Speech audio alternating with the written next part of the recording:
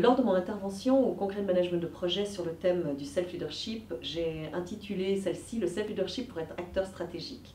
C'était valable alors car je m'adressais à un public mixte, composé d'ailleurs d'un tiers de femmes environ.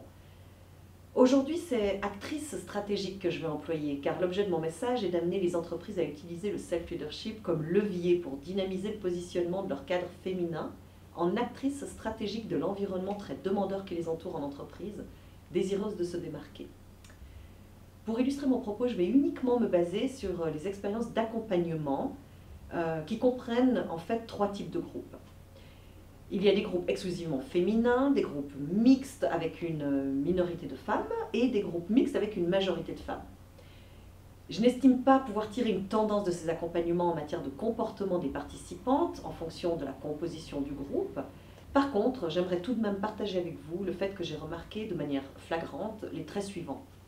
Dans les groupes exclusivement féminins et les groupes dans lesquels une seule femme ou une minorité de femmes est présente, celles-ci ont une attitude extrêmement professionnelle et ne parlent pas volontiers de thèmes qu'elles considèrent comme délicats, tels que le temps partiel ou l'équilibre vie privée-vie professionnelle. Est-ce lié pour les groupes exclusivement féminins à une ancestrale forme de rivalité et à la peur d'être perçues comme fragiles aux yeux de leurs collègues féminins cadres comme elles?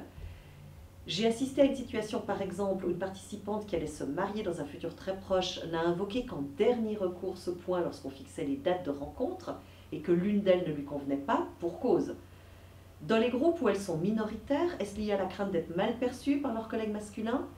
Eh bien, ce serait dommage, car en revanche, dans les groupes à majorité masculine, les participants expriment clairement leur besoin d'équilibre et se positionnent volontiers en acteurs de leur vie privée, en présentant à leur entourage professionnel les limites qu'ils désirent respecter. J'ai en mémoire, par exemple, une situation où une participante a expliqué qu'elle a tiré un trait sur son équilibre privé en ne quittant jamais le bureau avant 20 h, car elle ne peut pas se permettre de perdre son statut de manager. C'est alors qu'un homme lui a fait remarquer qu'il a, contrairement à elle, clairement exprimé ses besoins à son manager et pu ainsi faire accepter dans son unité des horaires corrects. Dans ces cas, je demande aux participantes d'expliquer ce qu'elles entendent par équilibre entre vie professionnelle et vie privée.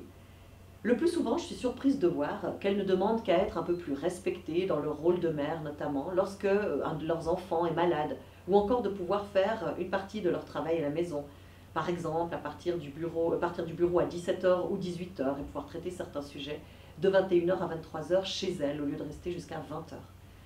Nous sommes donc loin des stéréotypes de femmes qui ne peuvent plus travailler professionnellement ou assurer un poste à responsabilité lorsqu'elles ont des enfants. Par son approche sur les ancres de carrière, le self-leadership leur permet de comprendre que mode de vie est une ancre et qu'elle doit être tout autant respectée que défi ou leadership. Dans nos séances, nous échangeons même sur des manières créatives d'équilibrer vie professionnelle et vie privée, sans que cela ait un impact négatif sur le fonctionnement de l'entreprise. À nouveau, sans vouloir présenter de tendance, c'est un élément récurrent dans les groupes exclusivement féminins et dans ceux où elles sont minoritaires. A contrario, dans les groupes mixtes où elles sont majoritaires, elles parlent plus facilement de ces thèmes et sont beaucoup plus libres dans leurs propos. Par contre, étrangement, c'est leur attitude professionnelle qui en pâtit. C'est un peu comme si, lorsqu'on se permet de dire qu'on a besoin d'un équilibre vie professionnelle, vie privée, on ne peut pas garder la même posture d'apparence professionnelle et qu'on doit endosser alors celle d'une femme en quête de reconnaissance et de compréhension face aux hommes minoritaires. Ce point m'amène au suivant. Le fait que les femmes aient cette impression les pousse à adopter une attitude parfois boiteuse, dans laquelle elles ne sont plus en phase avec leur rôle, et cette situation crée un déséquilibre. Elles ne se sentent pas reconnues alors qu'elles font beaucoup d'efforts pour correspondre aux attentes non exprimées de plus de douceur dans le relationnel parce qu'elles sont des femmes. Ce qu'on attend d'elles, en fait, c'est d'être elles-mêmes. On voit bien à travers les différents profils de personnalité d'Insight, par exemple, que certains sont directifs, d'autres plutôt empathiques, ou encore analytiques ou promoteurs. En fonction de leur métier et de leur rôle, ils devront adapter leur style, quel que soit leur genre. Ce n'est pas propre aux femmes. Dans le même esprit, les femmes que j'accompagne, qui sont directives, disent souvent qu'elles sont mal perçues, car on dit d'elles qu'elles se comportent comme des hommes. Ces clichés ont la vie dure. Est-ce qu'être directif est propre aux hommes? Dans une équipe exclusivement féminine que j'accompagne, j'ai eu le plaisir de rencontrer des profils qui se présentent ainsi. Encre, défi, préférence, leader, profil insight, force dominance rouge. Aimant les environnements extrêmement compétitifs et pourtant sensibles aux rapports humains et désirant développer ses compétences émotionnelles et relationnelles afin d'être plus proches de leurs équipes. D'autres doivent encore apprendre à se positionner, surtout face à leurs collègues cadres ou supérieurs masculins. Elles créent elles-mêmes une ambiguïté qu'un accompagnement tel que celui du self-leadership permet de clarifier par la compréhension des attentes de l'entreprise et des rôles de spécialistes, managers ou leaders. La course effrénée pour réussir leurs études, où elles sont souvent minoritaires dans les niveaux universitaires, les amène à privilégier les compétences métiers, garantes d'efficience et de reconnaissance.